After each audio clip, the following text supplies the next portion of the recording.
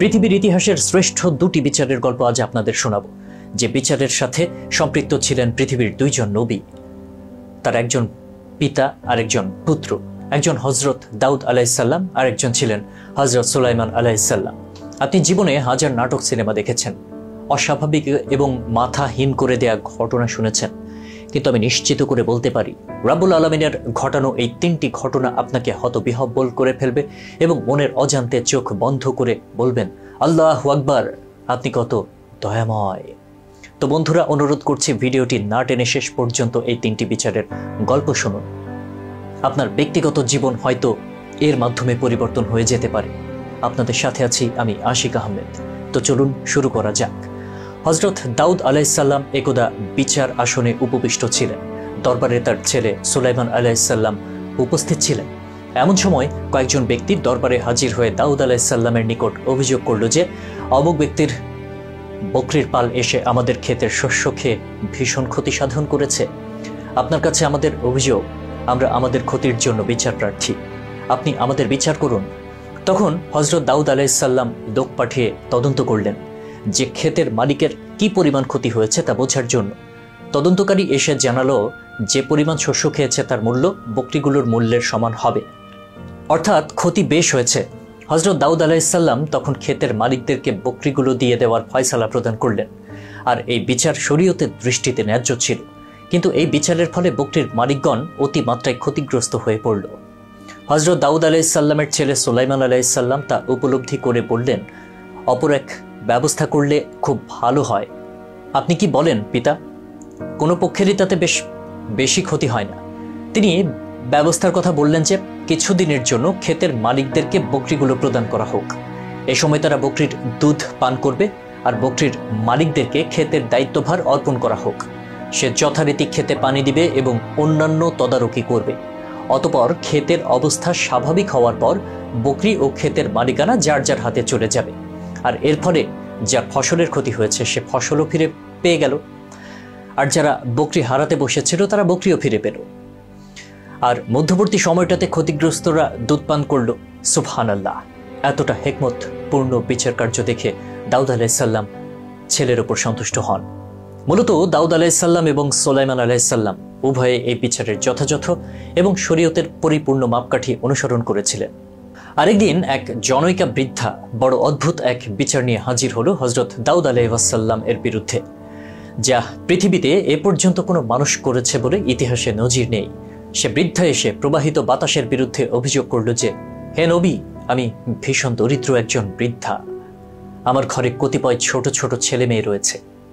আমি তাদের খাবার জন্য কিছু গম ভেঙে আটা নিয়ে যাচ্ছিলাম।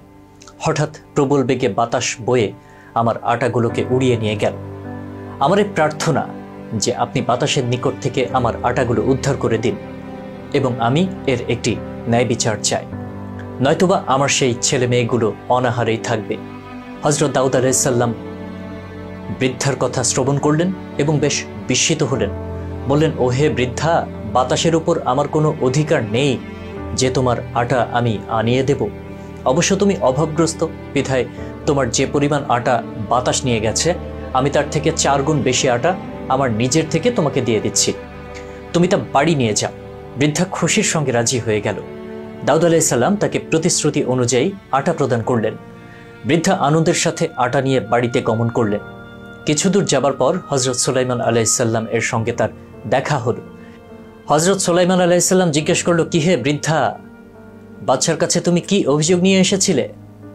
বৃদ্ধা বলল, আমি বাতাসের বিরুদ্ধে নালিশ করতে এসেছিলাম, কিন্তু বাদশাহ আমার অভিযোগের বিচার না করে আমাকে এই আটা প্রদান করলেন।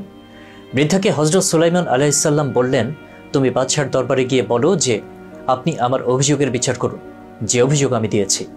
পরামর্শ মোতাবেক বৃদ্ধা দাউদ আলাইসাল্লামের দরবারে পুনরায় বিচার প্রার্থনা করলেন। দাউদ আলাইসাল্লাম বললেন, বলো তো সত্য করে তোমাকে এই পরামর্শ কে প্রদান করেছেন?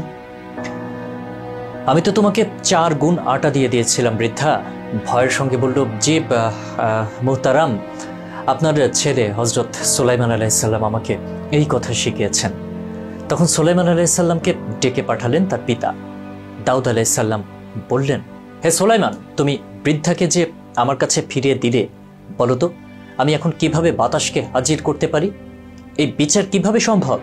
হযরত সুলাইমান আলাইহিস সালাম বললেন, আব্বাজান, আপনি তো কেবলমাত্র দেশের অধিপতি নন, আপনি আল্লাহর প্রেরিত নবীও। আপনার দোয়ায় অবশ্যই বাতাস আপনার সামনে হাজির হতে বাধ্য। আব্বাজান, আমার ভয় হচ্ছে যে কিয়ামতের দিন বৃদ্ধা যখন অভিযোগ নিয়ে মহান আল্লাহর দরবারে হাজির হবে, তখন আপনি দুনিয়াতে তার অভিযোগের বিচার না করার অপরাধে অপরাধী হবেন। ছেলের কথা শ্রবণ করে হযরত দাউদ আলাইহিস সালাম বাতাসকে হাজির করার জন্য মহান আল্লাহ তাআলার নিকট প্রার্থনা জানালেন। মহান আল্লাহ তাআলা ও তার নবীর প্রার্থনা সাথে সাথেই কবুল করে বাতাসকে নবীর দরবারে হাজির করলেন। সুবহানাল্লাহ। তিনি বৃদ্ধার অভিযোগ সম্পর্কে বাতাসের কি বলার আছে জানতে চাইলে বাতাস বলল, আমি মহান আল্লাহ তাআলার আদেশে বৃদ্ধার আটা উড়িয়েছি, নিজের ইচ্ছায় কিচ্ছু করিনি। কিন্তু আসলে ঘটনাটি কি ছিল সেটি শুনুন, সত্যি অবাক হবেন। আল্লাহু আকবার। মহান আল্লাহর হিকমতের শেষ নেই। ঘটনাটির মূল রহস্য হলো, একটি বিশাল জাহাজ বহু মাল সামানা নিয়ে, যাত্রী নিয়ে সাগর পাড়ি দিচ্ছিল। হঠাৎ উক্ত জাহাজের তলদেশে একটি ছিদ্র হয়ে সেটি ডুবে যাবার উপক্রম হলো। তখন জাহাজের যাত্রীরা কান্নাকাটি শুরু করে দিল এবং আল্লাহর নামে এরূপ মানত করল যে, হে আল্লাহ, আপনি আমাদের প্রাণ রক্ষা করলে এই জাহাজের সমস্ত মাল আমরা আপনার রাস্তায় বিলিয়ে দেব। তখন আমি এই বৃদ্ধার আটাগুলো উড়িয়ে নিয়ে জাহাজের তলদেশের ছিদ্রপথ বন্ধ করে দিয়েছি। ফলে নিশ্চিত বিপদের হাত থেকে রক্ষা পেয়ে জাহাজটি ও যাত্রীরা বেঁচে গিয়েছে। কিছুদিন পর সেই জাহাজ তীরে এসে নোঙর করল। মজার ব্যাপার, সেটি দাউদ আলাইহিস সালামের সিংহাসনের কাছাকাছি এলাকায়। সংবাদ পেয়ে হযরত দাউদ আলাইহিস সালাম সেখানে উপস্থিত হলেন। জাহাজের যাত্রীরা বলল, হুজুর, এই সমস্ত মাল আমরা আল্লাহর রাস্তায় দান করে আমাদের মানত পূরণ করব। আপনি উপহার গ্রহণ করুন, যথাস্থানে দান খয়রাত করে দিন। হযরত দাউদ আলাইহিস সালাম রাব্বুল আলামিনের দরবারে তাকিয়ে বললেন, হে আল্লাহ, আল্লাহ আপনি কত মহান, আপনি কত হিকমতের অধিকারী। তিনি মালের অর্ধেকটা বৃদ্ধাকে দিলেন এবং বাকি অর্ধেক অন্যান্য গরিব দুঃখীদেরকে দান করলেন। অতঃপর তিনি ওই বৃদ্ধাকে জিজ্ঞাসা করলেন, ও হে বৃদ্ধা, বলো তো, তুমি এমন কি নেক কাজ করেছ যার ফলে মহান আল্লাহ তোমার উপর এতটা খুশি হয়েছেন? পৃথিবীর কোনো ক্ষেত থেকে বা কোনো মানুষের কাছ থেকে আটা না নিয়ে তিনি বৃদ্ধার আটা দিয়ে এত বড় জাহাজ কেন রক্ষা করলেন? বৃদ্ধা বলল, হে আল্লাহর নবী, আমি কোনো নেক কাজ করিনি। অবশ্য আমার বাসায় কোনো ভিক্ষুক এলে আমি তাদের খালি হাতে ফিরিয়ে দেই না। প্রয়োজনে নিজে না খেয়ে তাদের খাওয়া দাওয়া প্রদান করি। সেদিন এক ভিক্ষুক এসে কিছু খাবার চাইল। ঘরে সবাই খাবার পর আমার নিজের জন্য 2টি রুটি ছিল। এক ভিক্ষুক এসে কিছু খেতে চাইলে আমি আমার নিজের জন্য রাখা রুটি 2টি ভিক্ষুককে দান করেছিলাম। সে রুটি 2টা খেয়ে বলল, মা, কি দিলে, পেট যে খালি পড়ে রইল। তখন আমি তাকে বললাম, ঘরে আর দেওয়ার মতো কিছু নেই, তবে কিছু গম আছে, আমি উহা ভাঙিয়ে এনে আপনাকে রুটি বানিয়ে দিতে পারি। আপনি যদি সেই সময় পর্যন্ত অপেক্ষা করতে পারেন তাহলে অবশ্যই খেতে পারবেন। আমি তখন গম ভাঙানোর জন্য বের হলাম। গম ভাঙিয়ে ফেরার পথে বাতাস আমার সব আটা উড়িয়ে নিয়ে গিয়েছিল।